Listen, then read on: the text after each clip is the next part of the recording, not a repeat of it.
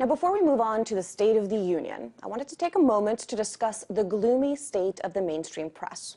Now, it's no secret that network evening news continues to lose influence.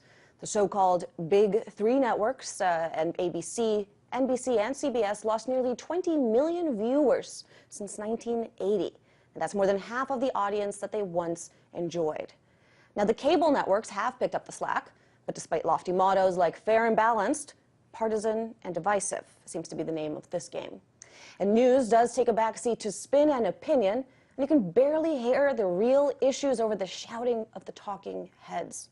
Now, from 1983, 90% of the U.S. media was owned by 50 companies.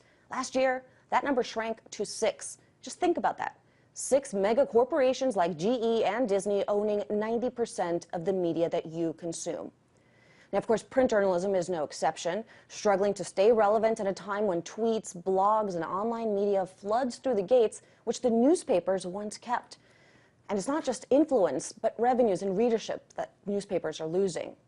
Now, it seems like there has been a transformation of sorts from watchdog journalism to lapdog journalism. Corporate officials, war generals, lobbyists, senior administration officials are all taken at their word, treated with respect.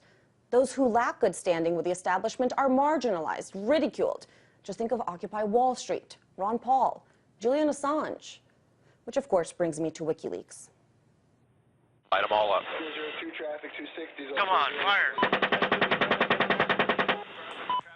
Now, the release of this video, the collateral damage video showing an Apache helicopter attack in Baghdad, ended the era when journalists were the ones to decide which leaks would see the light of day. When the video was released, the establishment press balked. We here at RT covered the story the day that it broke, and we put Julian Assange on air. At first, the other outlets stayed away from him. After all, Assange was described as a terrorist by our very own government. But it seems that market interests took over, and then everything changed. Before long, Julian Assange became a media darling, gracing the screens of the cable networks. NBC, CBS, MSNBC, CNN, Fox News.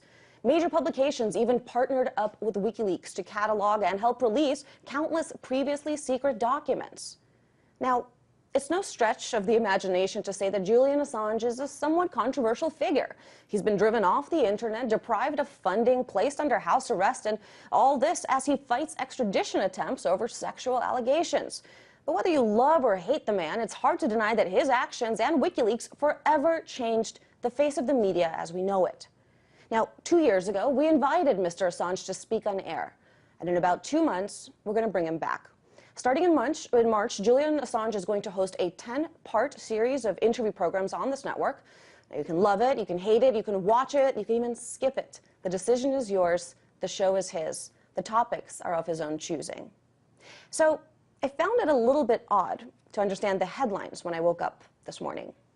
The Kremlin's mouthpiece, selling out to the Russian government, a Kremlin pawn. The Cold War, Part 2? Now, it's funny, I didn't really see those kinds of headlines when the major papers worked with WikiLeaks to release information, nor do I recall allegations of Julian Assange as some sort of General Electric stooge after he appeared in MSNBC. But I guess as the saying goes, all's fair in love and war. And I suppose when you're bleeding dollars, viewers, and ratings, it's easier to throw mud at others than to clean up here at home.